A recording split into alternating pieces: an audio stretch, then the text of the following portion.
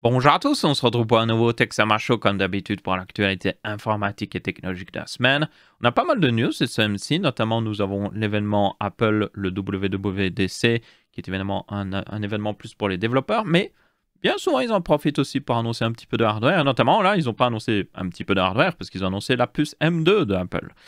Donc on a pas mal de news Apple, mais on a aussi d'autres news, notamment la DDR5 qui baisse de prix, les RTX 4000 qui se présentent un peu plus au niveau spécification, les cartes graphiques Intel qui arrivent un petit peu, et plus d'informations sur le chipset X670 d'AMD.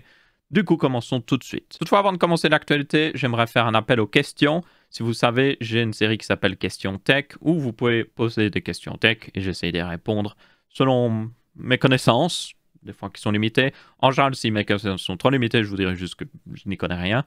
Et puis des fois, je crois connaître quelque chose, mais je ne le connais pas. Ça arrive aussi. Merci à tous ceux qui m'apprennent beaucoup plus là-dessus, d'ailleurs.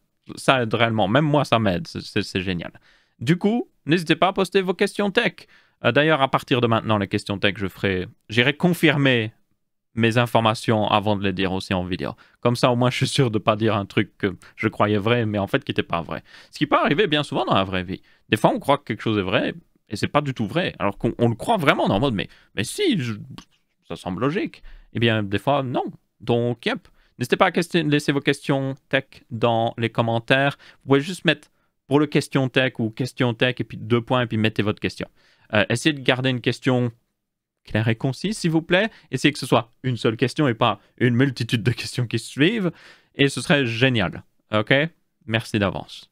Commençons tout de suite par les actualités du coup. La première news de la semaine, c'est évidemment le fait que Apple a annoncé leur puce M2 qui promet d'être 18% plus rapide que la puce M1 en termes de CPU.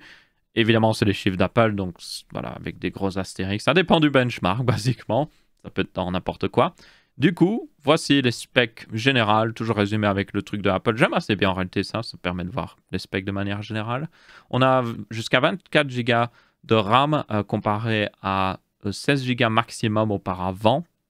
La quantité minimum de RAM reste toujours 8 par contre, tenez-en compte. Donc pour ceux qui s'attendraient à ce qu'il passe à 16 minimum, non, ça reste Apple, hein, faut en tenir compte.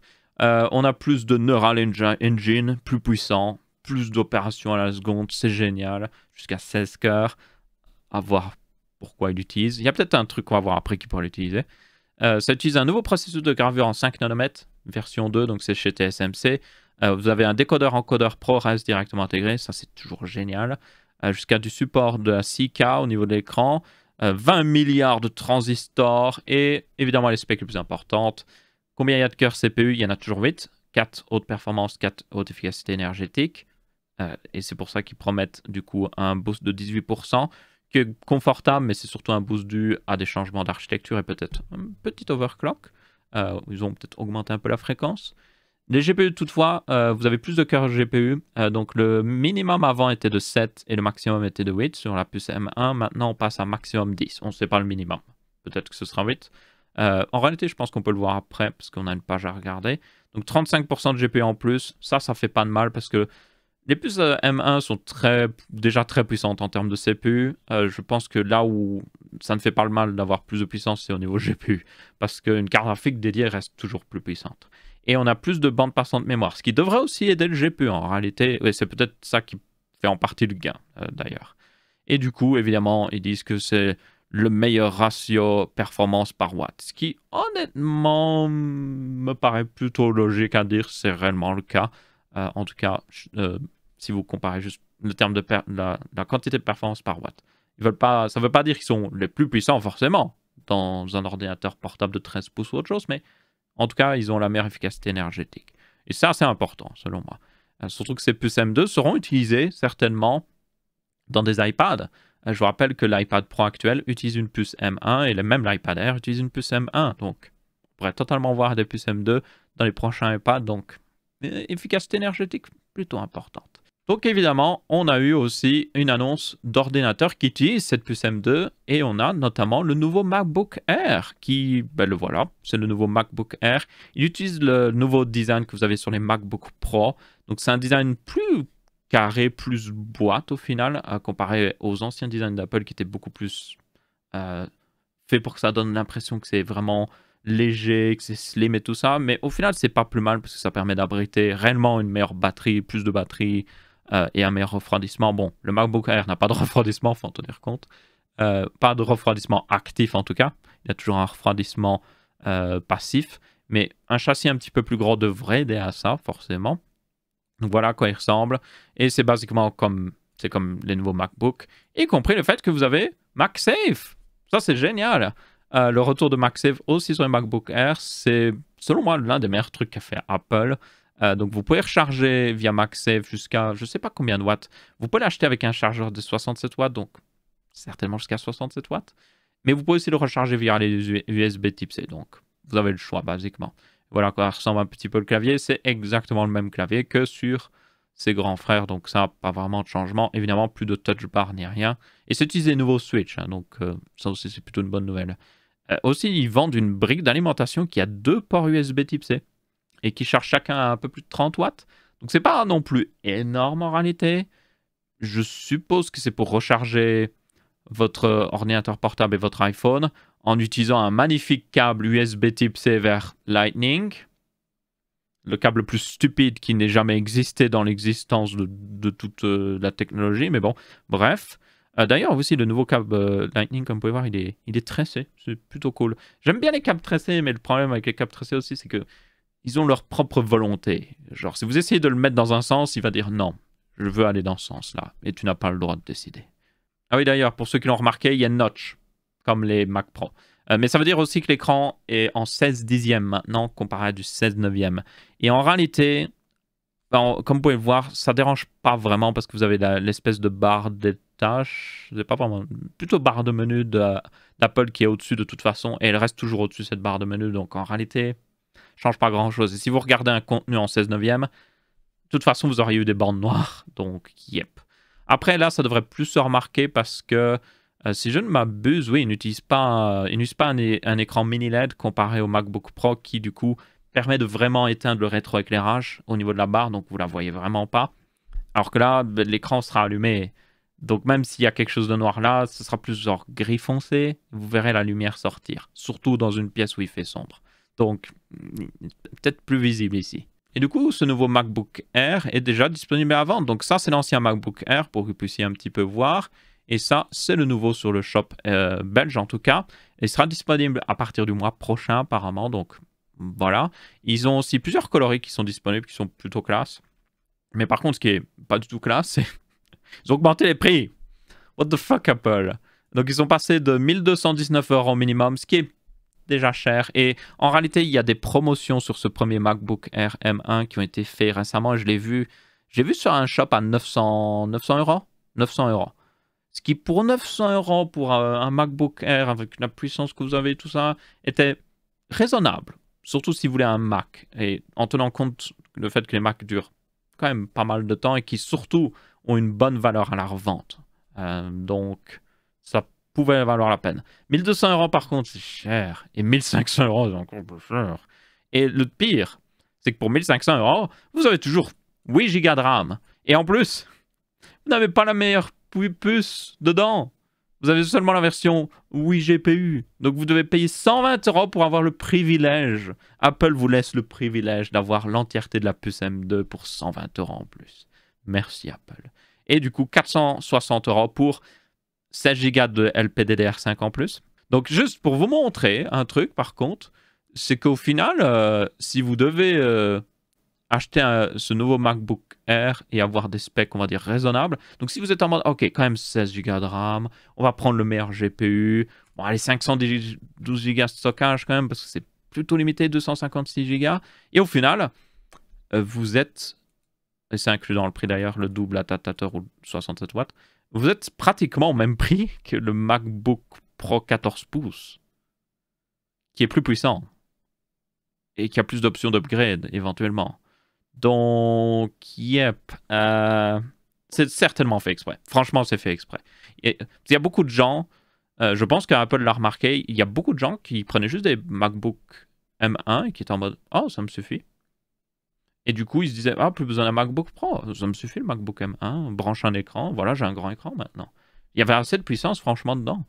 Et du coup, je pense qu'Apple est en mode non, ça ne va pas. On va juste mettre le prix suffisamment haut pour que ça se rapproche du MacBook Pro 14 pouces. Comme ça, les gens se disent, ah, mais si je paye juste 100 € plus cher, j'ai un MacBook Pro, c'est meilleur, meilleur refroidissement, meilleure puce et tout ça. Et du coup, je suis pratiquement sûr que, ben, honnêtement, les gens vont le faire. Les gens vont le faire. Surtout que vous allez me dire, oui, mais le MacBook Air est plus petit. Il est plus fin, mais il est pas beaucoup plus petit en termes d'écran parce que c'est quand même un écran 13,6 pouces. Donc, yep. Mais bref, juste pour dire, la technique Apple habituelle, hein, vous rapprochez, c'est un peu comme l'iPad Air avec très peu de stockage de base. Si vous rajoutez plus de stockage, il se rapproche du prix d'un iPad Pro 11 pouces. Comme ça incite les gens à prendre l'iPad Pro 11 pouces au lieu de l'iPad Air. Et c'est toujours comme ça avec Apple. Ils mettent les prix juste exactement comme il faut pour essayer de vous inciter à prendre le produit d'au-dessus. Donc, yeah, ne vous faites pas avoir avec ça. Honnêtement, moi je dirais que le meilleur deal, ça reste toujours le MacBook M1. Parce que si vous regardez, c'est l'heure des calculs. On va dire que c'est 1500 divisé par 1200. Voilà, on simplifie le prix. Ok, ça fait 125. Ça fait une augmentation de 25% du prix par rapport à ce prix-là. Et ça, c'est pas le meilleur prix pour la puce M1. Enfin, le MacBook M1. Vous pouvez l'avoir pour moins cher en réalité. Du coup, vous payez 25% plus cher pour 18% de CPU en plus, de puissance CPU en plus. C'est un mauvais deal. Genre, c'est un mauvais deal. Et le reste des specs est le même. 8 Go de RAM, 250 Go de stockage. Oui, vous avez le nouveau design, mais est-ce le nouveau design vraiment utile en réalité? Et yeah, vous allez me dire, oh, mais le GPU est plus puissant. Il est plus puissant, mais sur le MacBook Air de base, le nouveau, il faut payer 120 € plus cher pour avoir le meilleur GPU. Donc, en gros, honnêtement, je pense qu'Apple est en mode, oh, on est dans un marché de niche, il n'y a personne qui est aux concurrences, augmentons les prix. Et puis, visiblement, de toute façon, vu les problèmes de stock, si vous regardez, si vous voulez commander un MacBook M1 ici sur le site d'Apple, ils livrent le 22 juillet. Donc, visiblement, ils en vendent tellement que ils n'en ont rien à faire, en fait. Donc, ouais, c'est Apple, basiquement. Ils en ont aussi profité, c'est un peu plus étrange, pour refresh le MacBook Pro 13 pouces avec la puce M2, mais pas son design. Donc, c'est exactement le même design, mais avec une puce M2. Et du coup, c'est un petit peu étrange, selon moi, parce que du coup, vous avez toujours la touch bar. Donc, c'est le dernier avec une touch bar. C'est le dernier où vous n'avez pas de notch. Et du coup, il est un peu... il fait un peu le vilain canard de la famille maintenant, en fait. Tous les autres sont updates en termes de design. Et puis lui, il est en mode, hey, moi j'ai une touch bar, c'est génial, les gars. Mais bon, je manque de place au niveau de l'écran. Et puis, peut-être que je pourrais profiter d'un design un petit peu upgrade. En réalité, il reste toujours un bel ordi, mais un peu étrange quand même. Ensuite, on a une présentation d'iPad OS 16. Et ça, on a enfin des fonctionnalités que j'attendais depuis très longtemps. Je suis possesseur d'iPad depuis pas mal d'années. J'aime vraiment bien l'iPad. Et nous avons enfin des news sur du multitâche. Genre du bon multitâche. Déjà, vous pourrez aussi connecter des écrans externes et les utiliser correctement. Parce que quand vous connectez un écran externe actuellement à un iPad, il fait que répéter l'image sur l'écran externe, donc c'est pas très pratique. Et en plus, il garde le format de l'iPad. Donc si vous branchez un écran 16/9, forcément ce sera du 16/9. Le format de l'iPad un petit peu en forme de feuille A4, ça ne passe pas très bien sur un écran 16/9. Donc oui, vous avez des bandes noires sur les côtés. Pas pratique du tout. Donc maintenant, vous avez un vrai support d'écran externe. Et vous avez de multitâches qui du coup est un peu similaire à ce qu'ils vont faire dans la prochaine version aussi de macOS. Je ne sais plus comment ça s'appelle, mais c'est en gros une fonctionnalité qui vous permet de grouper différentes applications ensemble dans une sorte de groupe de tâches. Donc, ça vous permet de passer d'une tâche à l'autre. Donc, vous pouvez en mettre jusqu'à 4 à la fois. Ça marche bien comme ça. 4 à la fois par écran, donc 4 sur l'écran de l'iPad, 4 sur un écran externe. Et du coup, ça peut être par exemple, vous pouvez avoir un truc mail. Du coup, vous auriez votre application mail à gauche. Vous pouvez choisir la taille des fenêtres et les mettre exactement où vous voulez, hein, d'ailleurs. Donc ça, c'est pratique. Donc vous pourrez avoir les mails, puis une page web. Puis vous pourrez avoir un truc coding, où vous auriez votre IDE, votre environnement de développement, avec peut-être une fenêtre d'exploration de fichiers, puis peut-être un autre navigateur. Donc vous pouvez vraiment, au final, avec 4... Moi, personnellement, quand j'utilise mon PC, je ne mets jamais plus que 4 applications à la fois sur l'écran. Donc, en même temps, je veux dire. Genre, elles sont l'une à côté de l'autre et j'utilise en même temps. Donc, honnêtement, ça me paraît largement suffisant pour la plupart des gens. Et s'il vous faut plus d'applications, ben, vous faites un nouveau groupe. Donc, pas tellement un problème. Avoir l'ergonomie, évidemment, de créer tout ça, mais yep, ça devra aller, je pense. C'est pas du coup un vrai mode macOS, ce qu'ils auraient pu techniquement faire vu qu'il y a des puces M1 maintenant dans les iPads, mais bon. D'ailleurs, le truc qu'il faut quand même noter, mais qui est, on va le dire, assez dommage, c'est qu'il vous faut une puce M1 pour ça. Donc ouais, si vous avez un ancien iPad, comme moi, qui a genre l'iPad Pro 12,9 pouces de 2020, juste avant les puces M1, RIP moi-même, vous ne pouvez pas profiter du multitâche, tout simplement. Vous avez l'ancien, du coup. Et vous ne pouvez pas supporter aussi... Il n'y a pas le support des écrans externes. Donc, voilà. Merci, Apple. Merci, Apple. J'espère quand même qu'ils... Non, ils vont pas le faire, en vrai. Ils vont juste update pour les puces M1 et puis ils vont s'en ficher royalement. Parce que le truc maintenant, c'est que les puces M2, ils pourraient totalement faire un iPad de base avec une puce M1. Ce ne serait même pas si tiré par les cheveux que ça. Donc, yep. RIP mon iPad si je voulais faire du multitâche. L'écran externe, en réalité, je m'en fiche, mais le multitâche m'intéressait, quoi. Pour vraiment l'utiliser comme un ordi transportable facilement. Mais, yep, ma foi, ce sera toujours une tablette pour lire des articles. Voilà, merci Apple. Ensuite, on a une news beaucoup plus intéressante pour la plupart des gens qui regardent ici, qui est une très bonne news, c'est que Apple va aussi faire sa propre technologie d'upscaling qui s'appelle du coup Metal FX Upscaling et qui est similaire à AMD FSR et NVIDIA DLSS. Et du coup, cette technologie permettra de faire le rendu d'un jeu à une plus basse résolution et puis de le repasser à la résolution native. Donc, exactement comme FSR et DLSS.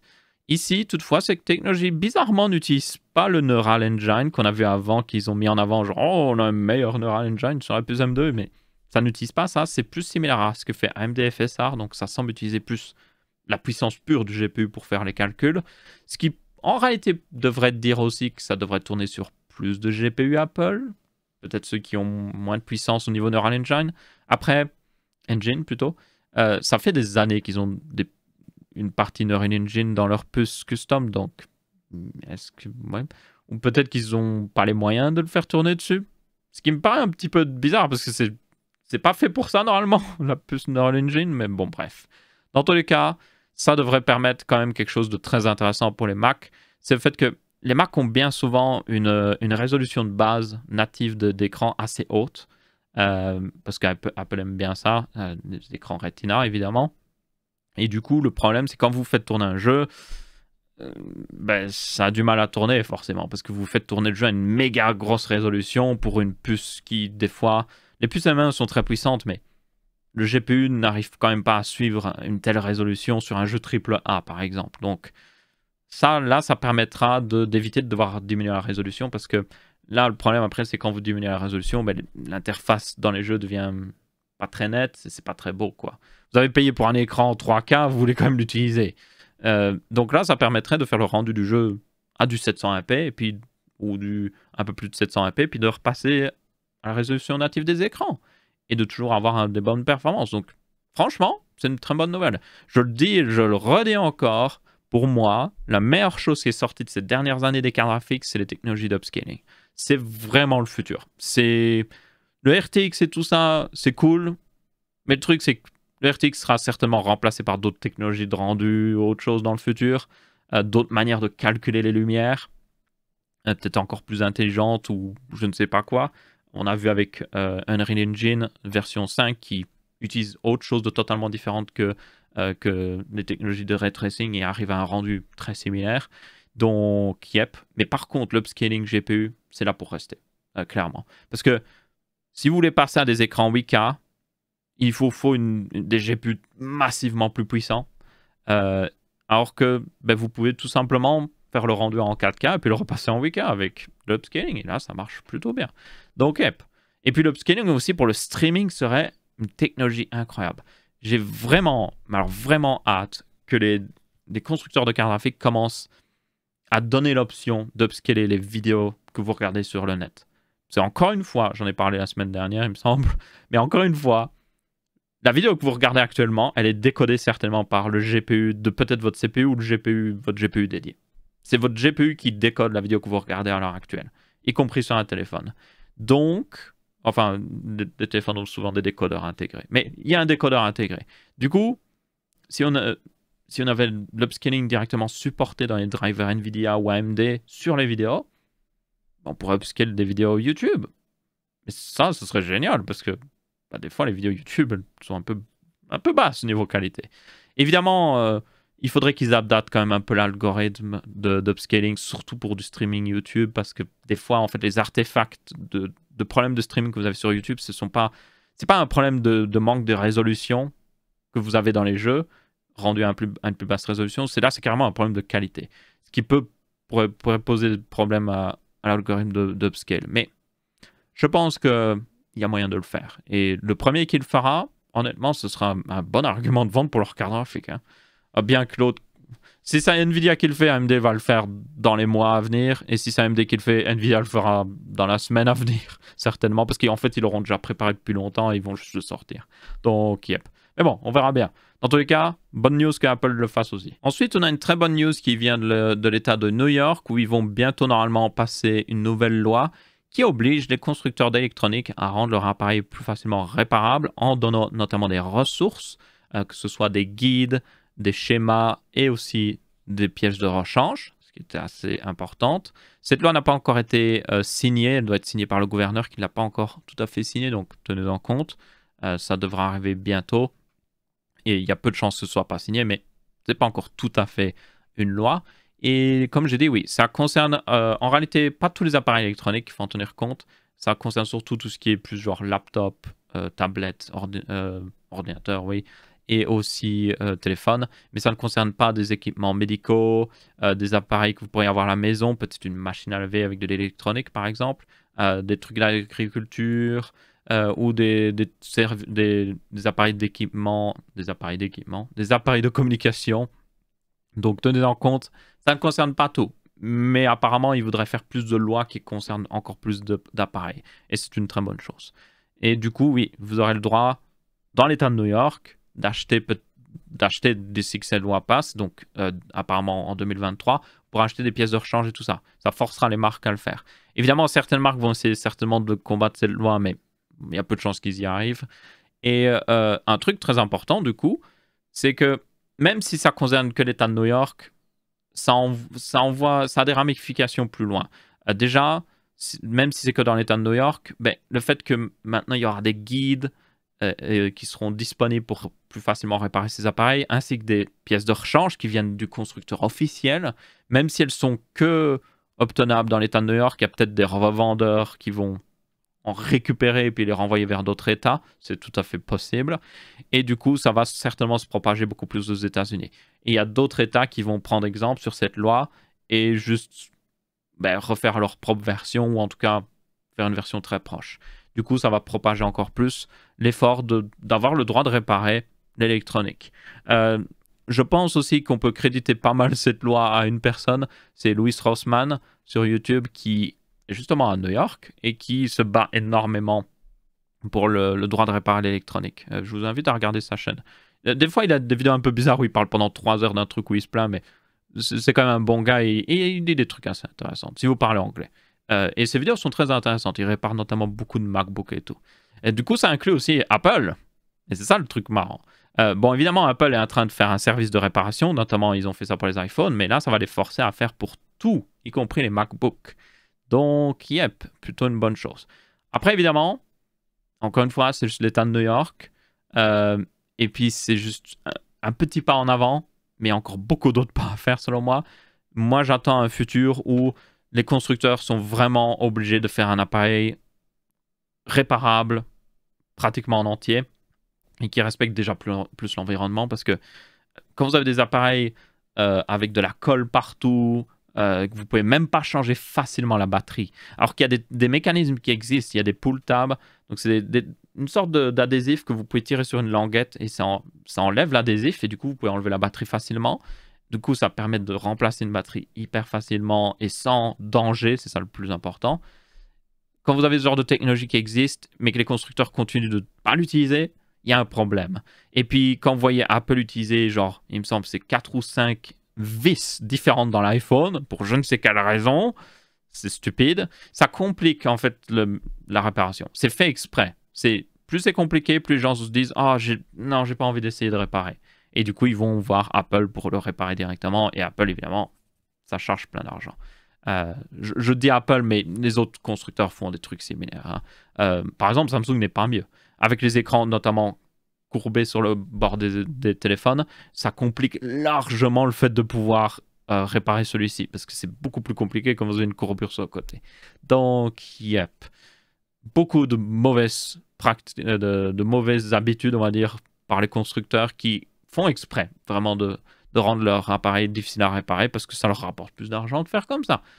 Mais dites-vous qu'il y a des ingénieurs qui passent du temps. On paye des ingénieurs dans le monde pour designer des appareils plus difficiles à réparer et aussi moins bons pour leur environnement. On dépense de l'argent pour rendre la chose pire. C'est incroyable. Donc moi, j'ai hâte qu'on ait une loi comme ça en Europe où les constructeurs sont obligés de rendre tout réparable. Selon moi, déjà, tout ce qui est RAM dans tout ce qui est ordinateur devra avoir de la RAM remplaçable, ou en tout cas au moins le SSD remplaçable. Ça, c'est le strict minimum. Donc vous pouvez changer le SSD, vous pouvez l'upgrade, aller vers un plus gros SSD, mais ça devrait être aussi la RAM. Donc là, je vise notamment Apple avec leur RAM unifiée qui ne permet pas de faire ça. Il y en a qui vont me dire, oui, mais elle est unifiée, c'est pas possible. C'est toujours possible. C'est toujours possible. Il pourrait designer un slot de RAM qui serait juste à côté peut-être du SoC, donc de la puce M1 notamment, et qui permet d'avoir toujours une RAM unifiée, mais une RAM upgradable surtout. Donc, yep. Il nous faut ce genre de choses, vraiment. Et même chose avec le reste. La batterie devrait être remplaçable. Le port de chargement devrait être remplaçable. Ça, c'est très important. Un truc que les gens oublient. Le port de chargement, des fois, il est soudé sur la carte mère. Si vous le pétez, ce qui arrive, c'est le port que vous branchez le plus. Vous devez remplacer la carte mère. Donc, il vous faut un port que vous pouvez démonter de la carte mère et que vous pouvez remonter un autre pour le réparer. Ça, il nous faut absolument. Et évidemment aussi, tout ce qui est ventilateur, radiateur, ça doit être remplaçable facilement. Parce qu'il y a certains constructeurs, des fois, qui rendent le remplacement même des radiateurs très compliqués. Genre, ils mettent le radiateur de l'autre côté de la carte mère. Donc, il y a beaucoup de choses à faire, à améliorer, mais c'est déjà une bonne étape dans la bonne direction et ça devrait donner exemple pour le reste du monde, mais aussi pour le reste des États-Unis. Et quand le reste des États-Unis aura pris plus exemple là-dessus, peut-être que ça bougera aussi dans le reste du monde. Et de toute façon, même si ça ne bouge pas dans le reste du monde, en réalité, et c'est ça que je dis, si l'Union européenne force tous les constructeurs à partir de 2023 ou 2024 à rendre leur appareil réparable, donc c'est-à-dire pouvoir changer la RAM, pouvoir changer les SSD, tout ça, d'ici 2024, d'ici à ce que cette loi soit effective, tous les ordinateurs dans le monde, certainement, suivront cette loi, en fait. Même si vous avez un constructeur qui vend aux États-Unis et en Europe, ils ne vont pas s'amuser à en faire deux différents, genre une version non réparable pour les États-Unis et puis une version réparable pour l'Europe. Ils vont juste faire la même version pour tout le monde. Peut-être pas Apple en réalité. Mais du coup, ça aidera le monde entier, en fait. Comme ça a déjà fait par le passé. Il y a des décisions qui étaient prises par l'Union européenne qui ont affecté l'entièreté du marché positivement. Donc, yep. Ensuite, on a une news qui concerne tout ce qui est chargement. Justement, on parlait d'Apple. Et vous avez la loi européenne qui arrive pour forcer justement tous les constructeurs d'électronique et surtout de téléphones à utiliser le même chargeur qui devrait être effective à partir de 2024. C'est un peu plus loin que je l'imaginais, ce qui est un petit peu dommage, mais c'est toujours mieux que rien. Et du coup, oui, à partir de 2024, si vous faites un téléphone, vous devrez avoir un port USB type C pour le chargement. En réalité, au final, c'est genre... Ça concerne qu'Apple, parce que tous les autres constructeurs utilisent des USB type C. Même les téléphones à 100 € maintenant utilisent de l'USB type C. Donc, yep, on peut le dire, cette loi est juste faite pour Apple, principalement sur les téléphones. Mais ça concerne aussi plus que les téléphones, hein. Ça concerne aussi des appareils électroniques. Donc, imaginez un casque USB type C. Imaginez une manette USB type C. Tout devra utiliser l'USB type C. Et ça va se propager de plus en plus. Donc, c'est plutôt une bonne chose. Maintenant, un truc que j'avais vu aussi soutenu dans un commentaire, je ne sais plus dans un article où, mais c'était plutôt intéressant, c'est qu'il nous faut ça aussi pour les ordi portables, en fait. Les ordi portables ont besoin d'un chargeur universel, vraiment. Et genre, si vous avez déjà un ordinateur portable qui supporte le chargement USB type C, c'est génial. Franchement, c'est génial. Et le plus bizarre là-dedans, c'est que Apple est déjà future-proof là-dessus. Tout leur ordi portable charge en USB type C, ce qui est plutôt génial. Et tous les autres constructeurs devraient le faire aussi. Alors, je sais qu'un laptop gaming utilise plus que 100 watts. Et le USB type C, pour le moment, est limité à 100 watts. Mais l'USB type C, bientôt, supportera plus que 200 watts. Et là, ça couvrira la plupart des ordinateurs portables gaming. Du coup, selon moi, à partir de là, ou en tout cas, on devrait forcer les constructeurs à travailler ensemble pour faire une norme USB type C qui supporte 200-300 watts. Et, ou peut-être un format où ils peuvent utiliser plusieurs ports USB type C pour charger en même temps l'appareil. Du coup, là, ils pourraient utiliser 2 câbles de 150 watts. Ça permettrait aussi. Mais bon, bref, il faudrait forcer les constructeurs d'ordinateurs portables à utiliser l'USB type C. Parce que c'est la même chose que les téléphones. Donc là, ça veut dire que les chargeurs seraient intelligents. Et les chargeurs sont déjà en partie intelligents, mais les chargeurs USB type C sont plus intelligents. Parce qu'il y a plus d'électronique dans notamment même le port USB type C pour communiquer avec l'appareil, pour savoir, hey, appareil, qu'est-ce que tu as besoin pour charger? Il te faut combien de voltage? Ok, il t'en faut autant. L'ampérage, il t'en faut autant. Ah, non, je ne supporte pas ça, ben, je vais te limiter à ça. Et il y a déjà de la communication qui se fait. Et ça permet déjà de... Vous pouvez prendre n'importe quel chargeur USB type C et le brancher dans n'importe quel téléphone USB type C, il chargera. C'est juste que certains, ça chargera un peu plus vite, d'autres moins vite. Et ça dépendra des normes supportées. Si vous n'avez pas un ordinateur portable qui supporte l'USB type C pour le chargement, vous ne savez pas ce que vous manquez. C'est génial. C'est franchement génial. Et j'en ai vu sur des ordis pas chers en réalité. Il y a même des ordis qui supportent toujours le chargeur propriétaire, mais vous avez aussi un USB type C qui supporte le chargement. Quand vous avez un Thunderbolt 4, bien souvent, des fois, ça supporte le chargement. Donc ça, c'est génial. Franchement, c'est vraiment génial. Donc j'espère que ce sera supporté avec plus d'ordis dans le futur proche et que ça devrait aussi être forcé au niveau européen. Cette loi qui concerne les téléphones devrait aussi concerner les ordis, selon moi. C'est tout à fait possible. D'ici 2024, c'est tout à fait possible que la norme USB type C soit assez avancée pour supporter tous les ordinateurs gaming. Et il pourrait exclure d'ailleurs des ordinateurs genre gaming qui utilisent plus de 200 watts de la loi aussi. Il n'y a aucun problème. Et peut-être faire une loi plus loin pour les supporter quand l'USB type C aura rattrapé. Mais tous les ordinateurs qui sont en dessous de 200 watts, l'USB type C sera update d'ici là. Ils peuvent être chargés par l'USB type C. Donc, il nous faut ça. Il nous faut vraiment ça. Ensuite, on a une news sur le fait que la DDR5 est en train de baisser en prix énormément. Donc, notamment, vous avez la DDR5 quand elle était sortie au niveau d'Alder Lake, elle était à pratiquement 15 € par gigabyte, donc par gigaoctet. Et maintenant, vous êtes à moins de 5 € par gigaoctet en à peine un peu plus de 6 mois. Et apparemment, depuis un mois, elle a même perdu 20% de valeur. Donc, c'est plutôt énorme. C'est certainement dû au fait que, déjà, la production de DDR5 accélère.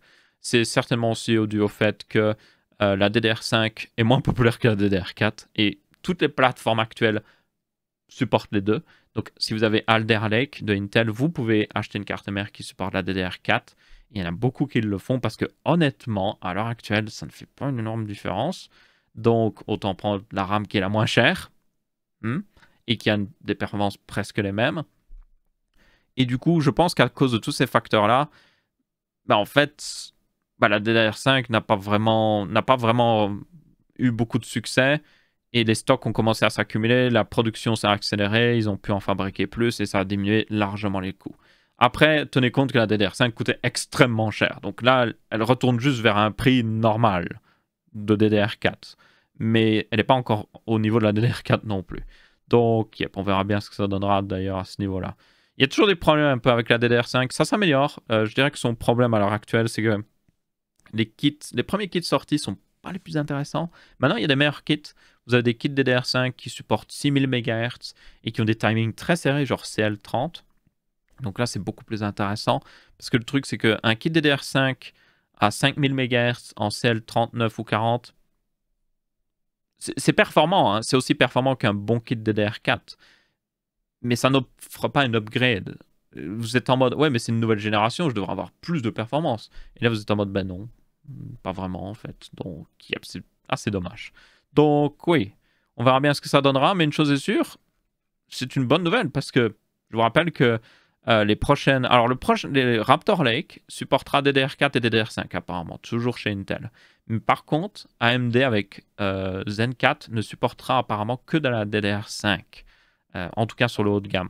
Du coup, ben, il nous faut de la DDR5 moins chère, ou sinon on va avoir un problème. Ensuite, on a une news qui concerne les RTX 4000 qui pourraient arriver plus tard que ce que certaines personnes imaginaient.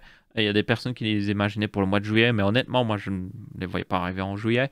Du coup, on a une news qui indique que la RTX 4090 pourra arriver en août, la 4080 en septembre et la 4070 en octobre.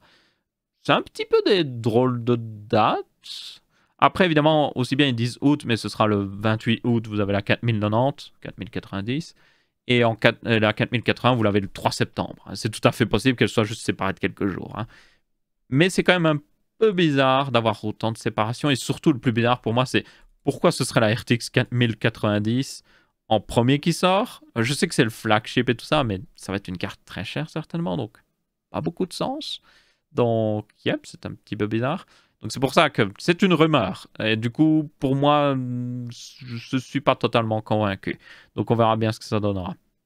Mais par contre, cette rumeur, pour moi, confirme certainement le fait que vous verrez plus ces cartes graphiques arriver en septembre, en tout cas. Moi, je plancherai plus pour septembre. C'est possible qu'elles soient annoncées en août, mais après, ils diront oh, disponibilité début septembre ou autre chose comme ça. Surtout avec les problèmes de production qui continuent d'affecter le marché.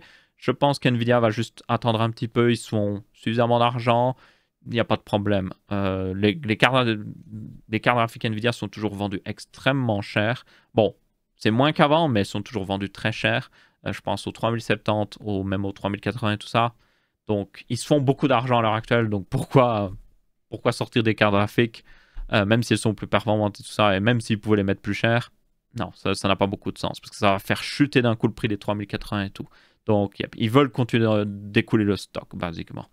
Donc, oui, moi, je le vois certainement arriver en septembre. C'est aussi à peu près la date de sortie, normalement, des processeurs AMD de prochaine génération, et certainement aussi Raptor Lake qui pourra arriver en octobre. Donc, ça correspond plutôt bien avec tout. Et en général, ils essayent de s'accorder un petit peu pour que les choses sortent en même temps, parce que ça incite les gens à acheter un nouveau PC quand il y a des nouveaux processeurs, des nouvelles cartes graphiques. Ils se disent, wow, il y a plein de nouveaux trucs, il faut que j'achète quelque chose.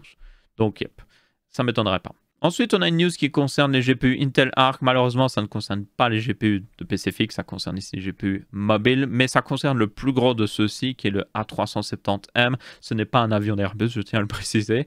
Et du coup, nous avons de la disponibilité qui commence à arriver aux États-Unis, en Nouvelle-Zélande et en Australie. Et il y a des prix j'ai vu des prix assez bizarres. Je pense que ça vient du site australien parce que pourquoi un ordinateur avec ce genre de spec coûterait 3000 $? Ce serait abusé. Surtout quand vous regardez celui d'HP coûte... Ça doit être en dollars américains par contre. Il coûte 1400 $ et vous avez à peu près les mêmes specs entre les deux. Donc, à mon avis, ça doit être des dollars australiens ici parce que c'est abusé comme prix pour un processeur quand même pas mal, hein, 4 cœurs haute performance, 8 cœurs haute efficacité énergétique, 16 Go de RAM. Bon, ça par contre, ça pourrait être mieux, et surtout qu'elle est soudée, pratique qui devrait être totalement interdite, et surtout 500 Go. Qu'est-ce que... Je continue de le voir dans les ordinateurs portables. Pourquoi? Alors, 16 Go de RAM, ça va encore pour un Ultrabook. C'est suffisant en réalité. Mais pourquoi on continue d'avoir de la RAM soudée, et surtout, pourquoi on met des SSD de 512... C'est rien. 512 Go, genre un SSD d'1 Tera, ça coûte 60 €. Même un bon SSD de 1 Tera, ça coûte 130 €. Et pour eux, ça leur coûte moins cher. Donc pourquoi on continue d'avoir des SSD anémiques, avec aucun espace de stockage, quoi? C'est franchement une honte. Donc bref. À part ce détail-là, oui, vous avez là, dans les deux, le fameux GPU A370M qui a 4 Go de GDDR6 pour information. Et ça doit être un jeu plus intéressant en réalité, pas pour du méga jeu ou autre chose, mais plus peut-être pour des tâches professionnelles notamment, et aussi peut-être pour du jeu tranquille. Mais c'est selon moi une bonne chose d'avoir de toute façon plus d'acteurs sur le marché. Et enfin, on a un petit dernier détail au niveau des cartes mères AMD X670, et notamment le fait qu'elles ont un double chipset. Donc le chipset X670 est séparé en deux puces. Et on a vu ça notamment sur certaines cartes mères où on avait des X-rays, ce genre de choses. On voit une puce ici et il y a une autre puce à côté par là. Il y a de fortes chances qu'ils utilisent 2 puces pour séparer un petit peu plus. Déjà, chaque puce peut être plus proche de l'endroit où elle est censée être utilisée. Donc la puce qui est à gauche peut être utilisée pour les slots PCI Express qui tournent là, ainsi que peut-être le slot M.2, alors que la puce à droite tourne plutôt pour les ports SATA et tout. C'est plus logique, surtout que le PCI Express 5.0 requiert des distances, des tracés les plus courts possibles. Donc ce serait logique d'éviter de passer là et puis repasser à gauche. Ça passe directement là. Hein? Et puis aussi certainement le fait que le X570, si vous vous souvenez, quand il était sorti, chauffait pas mal, genre vraiment pas mal. Il prenait genre 12 watts, 15 watts maximum. Et il requérait même un ventilateur des fois. Bon, à part si vous avez une carte mère qui le refroidit passivement, comme moi ici. Mais du coup, c'était un peu problématique. Ça a donné une mauvaise image à AMD au niveau des X570. Donc là, je pense qu'en séparant aussi en deux, ça chauffe à 2 endroits en fait, au lieu d'un seul endroit. Donc c'est plus facile de dissiper la chaleur. Si vous mettez un radiateur ici, un radiateur là, c'est bon, vous n'avez pas besoin de ventilateur. Donc, yep. Et apparemment, il y aurait même des rumeurs comme quoi le double chipset X670 coûterait même moins cher que le X570 et il consommerait même moins d'énergie d'en avoir 2. Donc, yep. Ça m'étonnerait même pas, en réalité. Le X570 coûtait assez cher. Je sais pas trop ce qu'ils ont fait avec, franchement, quand ils l'ont designé, mais bon. Dans tous les cas, ça ne veut pas dire que vous aurez des cartes mères moins chères, hein, ne vous inquiétez pas. Hein. Ils en profiteront quand même pour garder les mêmes prix, ou même augmenter le prix. Ils profitent souvent de la popularité des marques, et AMD est très populaire, donc ils vont se dire « Hey, il est temps qu'on se fasse plus d'argent, les gars !» Mais bon, on verra bien ce que ça donnera quoi qu'il arrive. Et du coup, c'est à peu près tout pour ce Tech Samash aussi. J'espère que vous avez bien apprécié. Si c'est le cas, vous pouvez laisser votre avis, que ce soit en pouce bleu, pouce rouge ou en commentaire. On se retrouvera pour un prochain. Et n'hésitez pas à laisser un commentaire d'ailleurs avec une question pour le question tech, si vous en avez une. Peut-être que vous en avez une en regardant ce Tech Samash aussi. Bref, dans tous les cas, ciao ciao.